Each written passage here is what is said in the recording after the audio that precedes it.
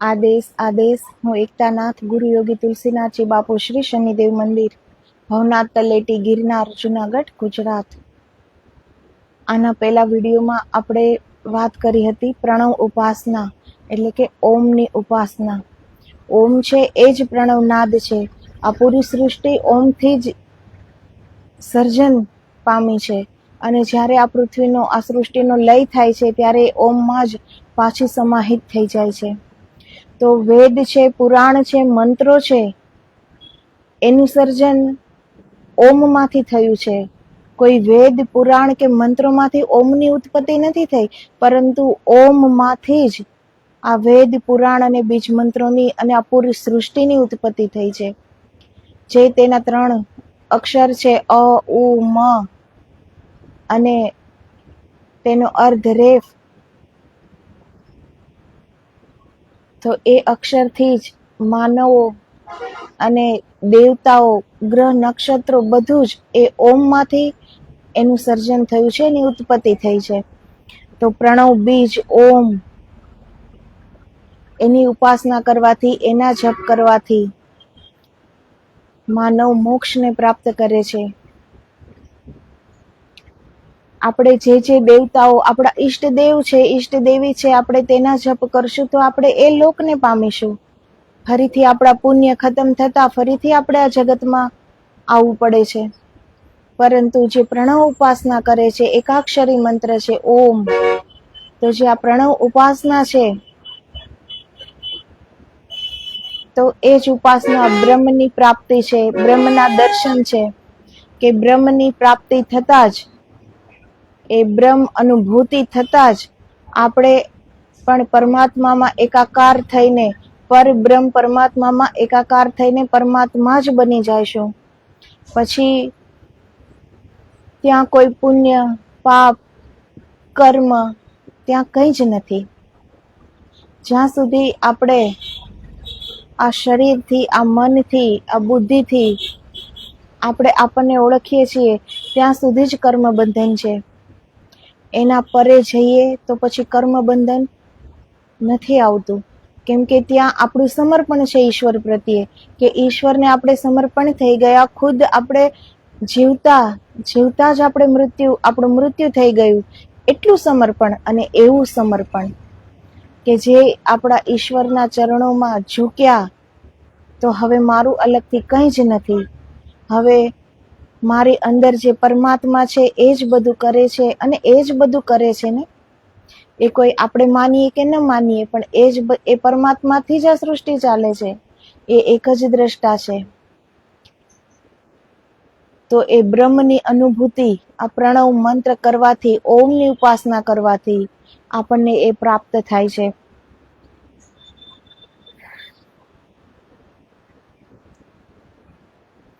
જ્ઞાન શક્તિ રતો હ્યસ્તિ પ્રણવો બીજમ અદ્ભુતમ.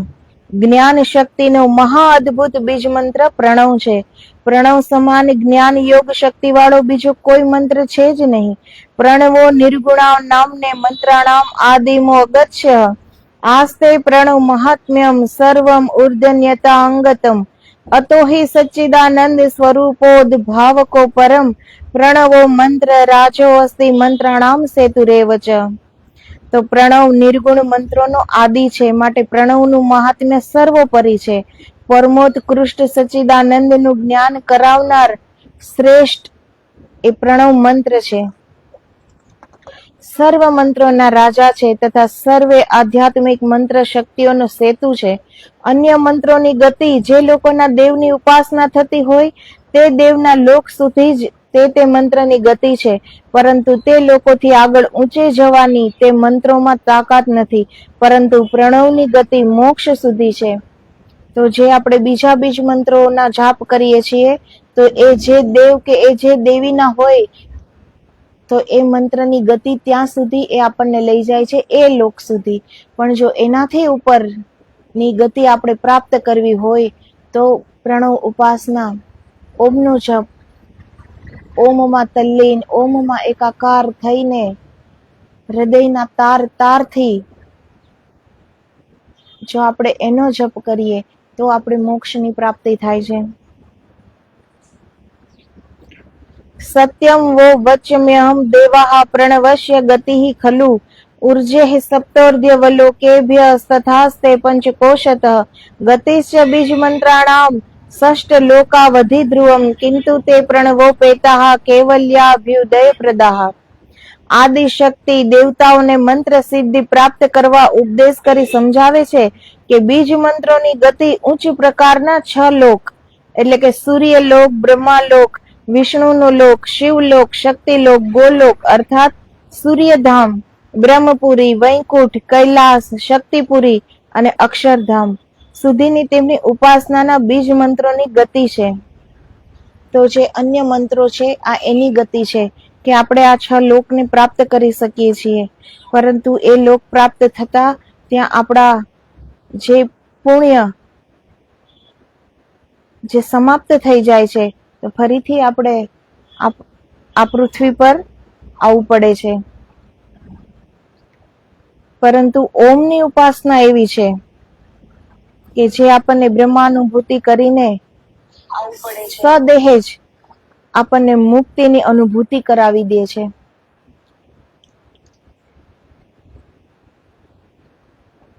તો તેમની ઉપાસનાના બીજ મંત્રોની ગતિ છે, પરંતુ તે ઉપરાંતની એટલે માયાથી બહાર પરમાત્મા સુધી પહોંચવાની શક્તિ તે બીજ મંત્રોમાં નથી. ત્યારે પ્રણવની ગતિ પંચકોશ તથા સપ્ત ઉર્ધ્વ લોકથી પણ આગળ જનારી પરમેશ્વર સુધી પહોંચનારી છે. તો જે આપણા 7 ચક્રો છે એનાથી આપણે ઉપર ઉઠીએ ત્યારે એ બ્રહ્માનુભૂતિ થાય છે. જ્યાં સુધી 7 ચક્રોમાં છે તો 7 ચક્રોમાં તો એ હર ચક્રના એક અધિષ્ઠાતા દેવ છે, દેવી છે. તો આ બધાને પાર કરતા કરતા આપણે આ સપ્ત ચક્રોને ભેદીને જ્યારે ઉપર જઈએ ત્યારે બ્રહ્માનુભૂતિ થાય છે. ત્યારે જીવતા જ મોક્ષની અનુભૂતિ થાય છે. ત્યારે જ સત્યના દર્શન થાય છે. ત્યારે જ આત્માનુભૂતિ થાય છે. તો પંચકોશ જે આ પંચ તત્વની આ કાયા છે એની અંદર જે કુંડલીની શક્તિ છે એના 7 ચક્રો પાર કરીને ઉર્ધ્વ ગમન થાય ત્યારે જ આપણે ત્યાં સુધી અને એ સ્થિતિ સુધી પહોંચી શકશું. તો એ આ પ્રણવની ગતિ ત્યાં સુધી છે. બાકીના બીજ મંત્રો છે એ સીમિત છે કે આ ચક્રમાં આ દેવતા છે તો એની ગતિ ત્યાં સુધી જ રહેશે. તો એ એક સીમા રેખા છે બીજા મંત્રોની, પરંતુ પ્રણવની કોઈ સીમા રેખા નથી.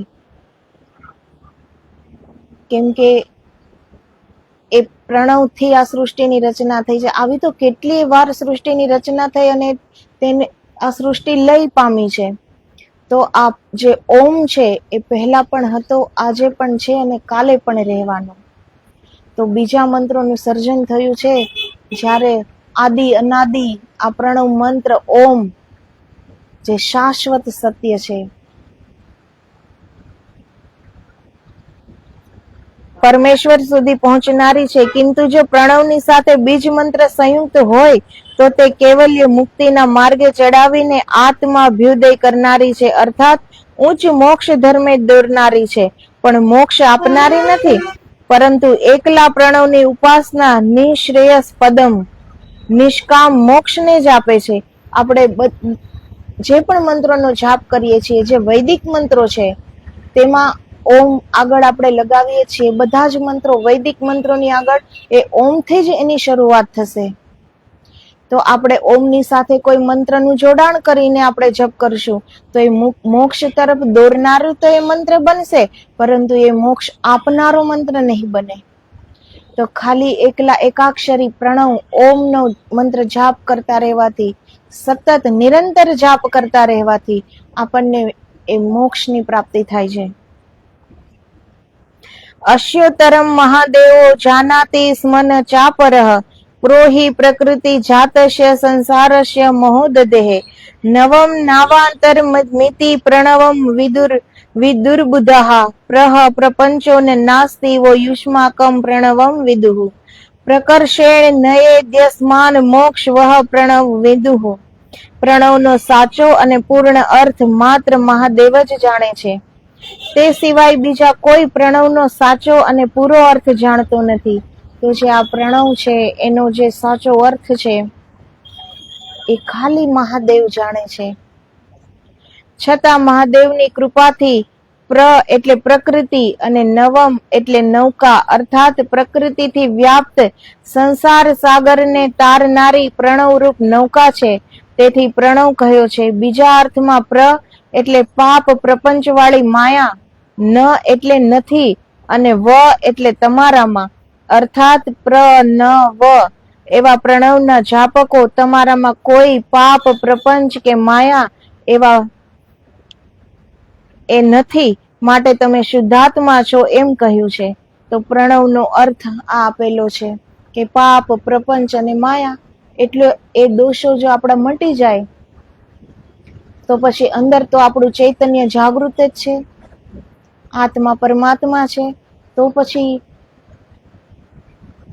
આપણે એ સ્થિતિને પ્રાપ્ત કરી શકીએ છીએ જો આપણી અંદર પાપ પ્રપંચ અને માયા રહિત થઈને આપણે આ જાપ કરીએ.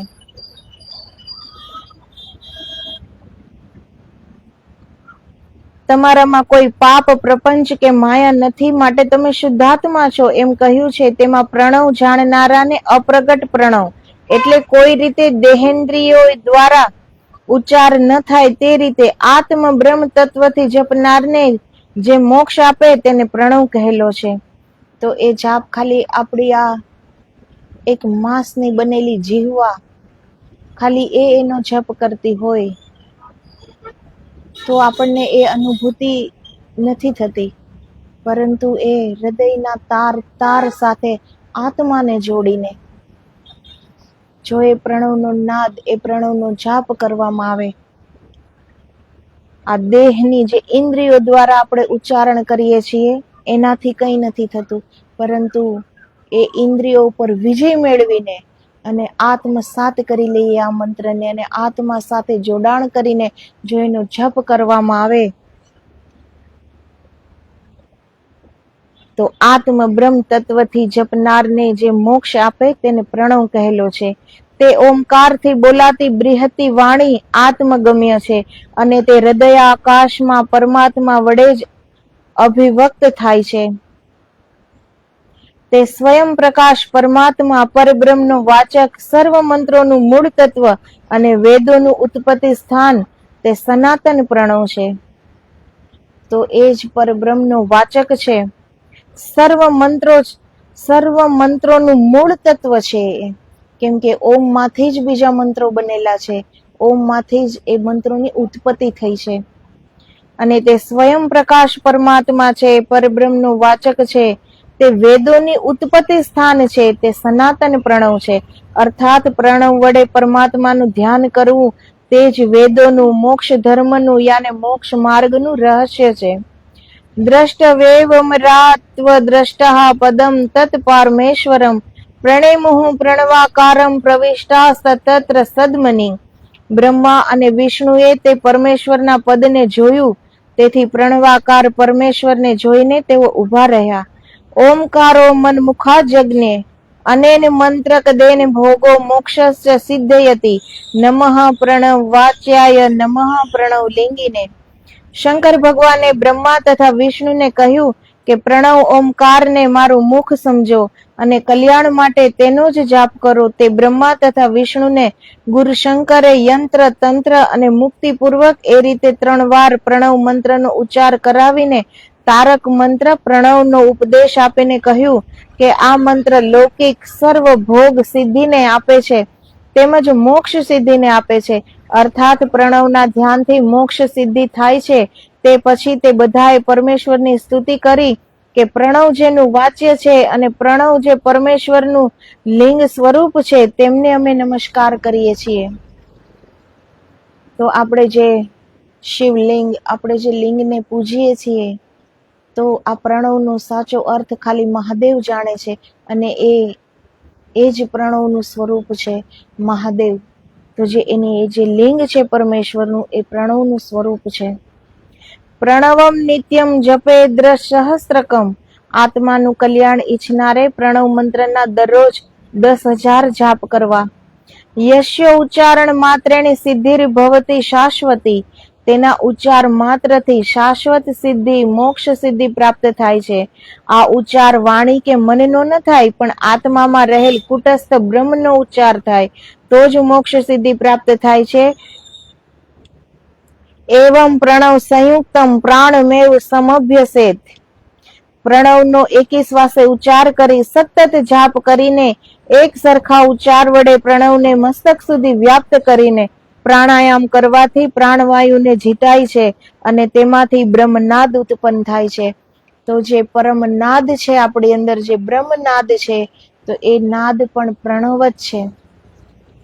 ધ્યાનમાં ઉતરીને જ્યારે યોગીજનો, મહાત્માઓ જ્યારે એ અંદરના નાદને સાંભળે છે ત્યારે એ આ પ્રણવનો જ એ નાદ હોય છે અને એ જ નાદમાં એ એકાકાર થાય છે.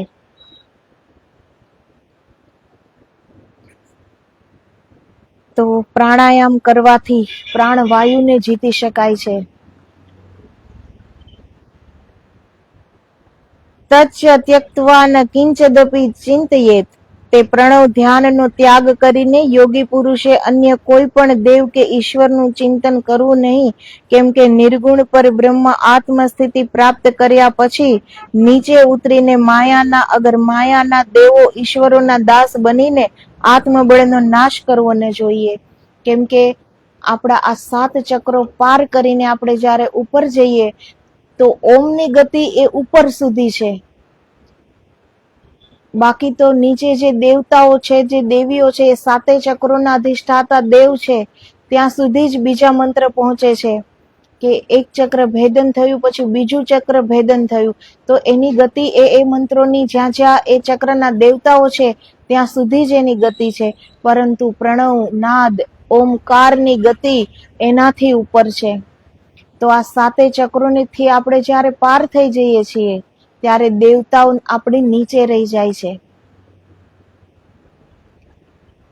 તો આ માનવ જન્મ કેટલો અનમોલ છે, કેટલો પુણ્યશાળી છે, કેટલો ધન્ય ભાગી છે કે માનવ દેવતાઓથી પર ઉપર ઉઠી શકે છે. એટલું દેવત્વ, એટલું દિવ્ય બળ માનવમાં રહેલું છે. તો જ્યારે આપણે પ્રણવનો જાપ કરતા કરતા એ 7 ચક્રોને ભેદીને આપણે જ્યારે ઉપર આવીએ છીએ તો પછી ક્યારેય યોગીને એ જ ઓમકારમાં, પ્રણવમાં લીન થઈને રહેવું જોઈએ. પછી એ ઉર્ધ્વગામી બની ગયા તો પછી એને નીચેની ઓર ન જવું જોઈએ. કેમ કે નીચે તો પછી જે ચક્રમાં જે દેવતાઓ છે એ માયા, એની અંદર એ માયામાં આપણને પહોંચાડી જ દે છે. કેમ કે એ પણ માયા રહિત નથી. તો જે નિર્ગુણ છે, જેનું કોઈ સ્વરૂપ નથી, જે એક દિવ્ય પ્રકાશ છે, જે અણુ અણુમાં વ્યાપ્ત છે, જે હર કોઈની અંદર સમાહિત છે, એ સ્થિતિ સુધી આપણે પહોંચી જઈએ, એને આપણે જાણી લઈએ અને આપણે પણ એની અંદર એકાકાર થઈને એ જ પરબ્રહ્મ પરમાત્માનું સ્વરૂપ થઈ જઈએ તો પછી આપણે ત્યાંથી ઉતરીને નીચે ન ગીરવું જોઈએ. અજ્ઞાન નાશન દ્વારા પ્રણવો મોક્ષદાયક. શંકર ભગવાને પાર્વતી માતાને પરમ અને અત્યંત ગુહ્ય ઉપદેશ આપતા કહ્યું કે ઓમકાર અજ્ઞાનનો નાશ કરી નાખીને મોક્ષ આપનારો અતિ શ્રેષ્ઠ મંત્ર છે અને તે સદ્યો મોક્ષ પ્રદાયિક. પ્રણવ સત્વર મોક્ષ આપનારો છે. યસ્ય સ્મરણ માત્રેણ મુચ્યતે પાતકેર દ્વિજાહ કવચા નામ રાજરાજમ શાશ્વતમ મોક્ષદમ શુભમ. જે પ્રણવના સ્મરણ માત્રથી મનુષ્યોના અનેક ભવના પાપો દૂર થાય છે તે પ્રણવ બ્રહ્મ કવચ, તમામ કવચોનો સર્વોપરી મહારાજા છે, યાની શ્રેષ્ઠ છે. તે પ્રણવ શાશ્વત અવિનાશી મોક્ષને આપે છે. તો જે પણ દેવી દેવતાઓના કવચ હોય છે એ કવચોથી પણ આ મંત્ર સર્વોપરી છે. ઓમકાર યો ન જાનાતિ બ્રહ્મણો ન ભવેતુ સહ. જે ઓમકાર પ્રણવને જાણતો નથી તે બ્રહ્મ જ્ઞાની અથવા બ્રહ્મમાં તન્મય થઈ શકતો નથી, તેથી તેને મોક્ષ પ્રાપ્તિ થતી નથી. પરીક્ષિત રાજાએ શુકદેવજીને પૂછ્યું, બ્રહ્મા, વિષ્ણુ, શિવ, શક્તિ, નારાયણ અને નારાયણમાંથી જે રામ કૃષ્ણાદિ અંશાવતારો ઉત્પન્ન થાય છે તે જ પરમાત્મા પરમેશ્વર છે કે તેમનાથી પરમાત્મા જુદા છે? તો શુકદેવજી કહે છે કે દ્વાવિમૌ પુરુષો લોકે ક્ષરશ્ચાક્ષર એવ ચ ક્ષરઃ સર્વાણી ભૂતાની કુટસ્થો અક્ષર ઉચ્યતે. આ સંસારમાં ક્ષર અને અક્ષર એવા બે પુરુષો અર્થાત બે પુરુષ તત્વ છે. ક્ષર એટલે નાશવંત સમગ્ર વિશ્વ કે જેમાં ઉકાર, મકાર, અકાર, કડાંગ સહિત જે જડ જીવોથી માંડીને ઈશ્વરો સુધીનું સમગ્ર બ્રહ્માંડ છે તે ક્ષર છે. તે વિશ્વમાં પ્રણવની ઉ માત્રામાં જડાત્મા એટલે ઝાડ, પહાડ, જીવાત્મા એટલે પશુ, પક્ષી, કીટ, પતંગ ઇત્યાદિ અને આત્મા એટલે મનુષ્ય જીવાત્માઓ રહેલા છે. તેની ઉપર મ માત્રામાં સ્વર્ગના દેવો, ઇન્દ્ર, ચંદ્ર, સૂર્ય, વરુણ, દિક્પાળ આદિ સ્વર્ગ લોકના દેવો રહેલા છે. તે મહાન આત્માઓને તથા પૃથ્વીના શ્રેષ્ઠ જ્ઞાની પુરુષોને મહાત્મા કહેવાય છે. તેની ઉપર અકારની ત્રીજી માત્રા છે. તેમાં બ્રહ્મા પોતાના બ્રહ્મલોક સહિત, વિષ્ણુ પોતાના વિષ્ણુલોક સહિત, શિવ પોતાના શિવલોક સહિત અને શક્તિ માતા પોતાના શક્તિલોક સહિત એ રીતે ઉચ્ચ કક્ષાના ચાર ઈશ્વરોની બ્રહ્મપુરી, વૈકુંઠ, કૈલાસ અને શક્તિપુરીમાં રહેલા છે. તે ચારેય ઈશ્વરો નારાયણના ત્રિગુણોના અંશ રૂપે નારાયણમાંથી ઉત્પન્ન થયેલા છે. તેથી ઉકાર, મકાર અને અકાર તે ત્રણને વિશ્વ કહેવાય છે. તે તમામ ક્ષર એટલે નાશવાન છે. ક્ષરની ઉત્પત્તિના કારણરૂપ માયા, વશિષ્ઠ, હિરણ્ય ગર્ભ, નારાયણનો દેહ પોતાના અક્ષરધામ યાને ગોલોક સહિત અક્ષર એટલે અવિનાશી છે, પરંતુ તે અક્ષરાતીત નથી. અક્ષરાણામ અકારો અસ્મિ. પ્રણવના અક્ષરોમાં મકાર હું છું એમ શ્રી કૃષ્ણે કહેલું છે. તમામ ભૂતોની ઉત્પત્તિના કારણ રૂપ બીજ હું છું. આ વચનો શ્રી કૃષ્ણે આત્મભાવથી કહ્યા છે. એટલે તેમનો આત્મા નારાયણમાં વસનારો હોવાથી શ્રી કૃષ્ણ પોતે નારાયણની 16 કળાવાળા પૂર્ણાવતાર હોવાથી કહેલા છે. આ વિશ્વ તથા વ્યાસાદિ વિભૂતિ આત્માઓ મારાથી એટલે કે નારાયણમાંથી ઉત્પન્ન થયેલા છે. આ ભગવદ્ ગીતાનું વાક્ય છે. બ્રહ્મા, વિષ્ણુ, શિવ અને શક્તિ ચારેય ઈશ્વરો નારાયણના વિરાટ સ્વરૂપમાંથી ઉત્પન્ન થયેલા છે. ભગવદ્ ગીતાનો અધ્યાય 10 શ્લોક નંબર 27 થી 41 આ શ્લોક આપેલા છે. તેથી અવતારી પુરુષોને અંશાત્મા કહેલા છે. આ ઈશ્વરો સહિતનું સમગ્ર વિશ્વ ક્ષર એટલે નાશવાન છે અને ક્ષર જેમાંથી ઉત્પન્ન થયેલું છે તે વિરાટ બ્રહ્મ નારાયણને અક્ષર પુરુષ કહેલા છે. આ અક્ષર તત્વ ક્ષર કરતા ઉત્તમ છે. ઈશ્વરો હિ જગત સ્રષ્ટા પ્રભુર નારાયણો વિરાટ. વિરાટ અક્ષર નારાયણ સમગ્ર જગતના ઉત્પન્ન કરનાર અને સર્જનહાર છે. આ અક્ષરમાંથી ક્ષર એવા વિશ્વને નારાયણે ઓમ એકોહમ બહુશ્યામ કહીને ઉત્પન્ન કરેલું છે. તેથી વિશ્વની સર્વ વ્યક્તિઓ તમામ જીવાત્માઓ અવ્યક્ત એવા નારાયણમાંથી ઉત્પન્ન થયેલ છે. તે સ્વર્ગ, મૃત્યુ અને પાતાળનું જગત બ્રહ્માંડના દિવસે પ્રગટે છે અને રાત્રિએ પરવશપણે લય થાય છે. આ પ્રમાણે વારંવાર લય થઈને ઉત્પન્ન થાય છે. તો આ સૃષ્ટિ વારંવાર ઉત્પન્ન થઈ છે અને લય પામી છે. તો એનાથી પણ આદિ હોય તો એ પ્રણવ ઓમકાર છે.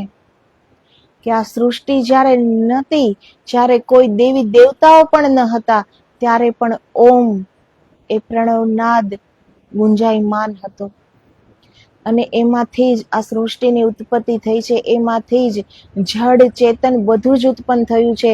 એમાંથી જ ક્ષર અક્ષર ઉત્પન્ન થયેલા છે. એમાંથી જ બ્રહ્મા, વિષ્ણુ, મહેશ અને શક્તિ માતા ઉત્પન્ન થયેલા છે અને એમાંથી જ હર વેદ અને પુરાણ ઉત્પન્ન થયા છે.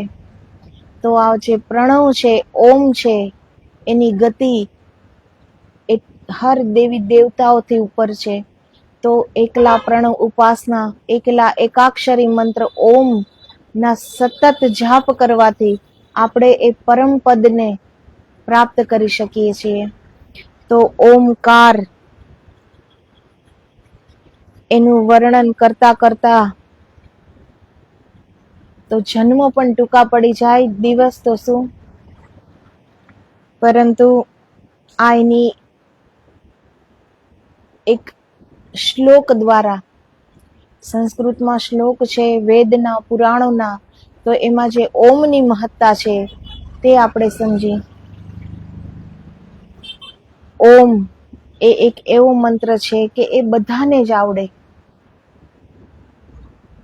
આપણને બધાને એવું લાગે છે કોઈ અઘરો મંત્ર કોઈ પાસેથી આપણે જાણી લઈએ કે જે આપણને બોલતા પણ સરખી રીતે ન ફાવે, તો આપણને એમ લાગે છે કે હા, આ મંત્ર સૌથી મહાન છે, આ મંત્રથી કંઈક પ્રાપ્ત થશે.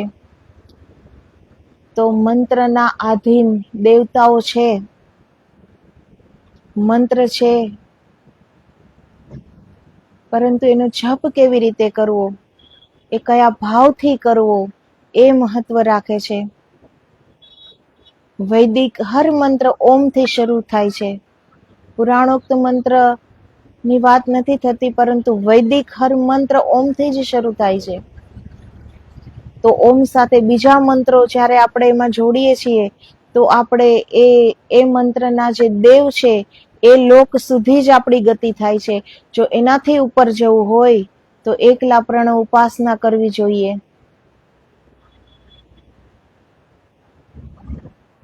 સમય ન મળે તો ઓમકારનો નાદ સવાર સાંજ જેટલો પણ આપણી પાસે સમય હોય, 5 વાર, 11 વાર, 21 વાર, જો આપણે કરતા રહીએ તો એ ઘરનું વાતાવરણ, એ ઘરની આખી ઉર્જા બદલાઈ જાય છે. એટલી પવિત્ર એ ઉર્જા થઈ જાય છે અને આપણું મન મસ્તિષ્ક પૂરો દિવસ પ્રસન્ન રહે છે. ચિંતા કરવી હોય તો પણ નથી થતી. એટલું પ્રસન્ન રહે છે આપણું હૃદય, એટલું પ્રસન્ન રહે છે મન, એટલું પ્રસન્ન રહે છે આ મસ્તિષ્ક. એ પ્રણવનો નાદ આપણી હર નસ નસમાં પ્રવેશે છે અને એ ગુંજાયમાન થાય છે. તો એકલા પ્રણવની ઉપાસના જે બધાને આવડે છે, ઓમ, સાદા સરળ મંત્રો, રામ રામ, હરે કૃષ્ણ હરે રામ, એ બધાને ફાવે છે, પણ એમાં કોઈનો શ્રદ્ધા વિશ્વાસ નથી આવતો, કેમ કે એ બધાને ફાવે છે. જે નથી ફાવતું, જે કંઈક અલગ લાગે છે, જે કંઈક અઘરું લાગે છે, તો એ પ્રત્યે લોકો આકર્ષાય છે કે આ મંત્રથી કંઈક પ્રાપ્ત થશે.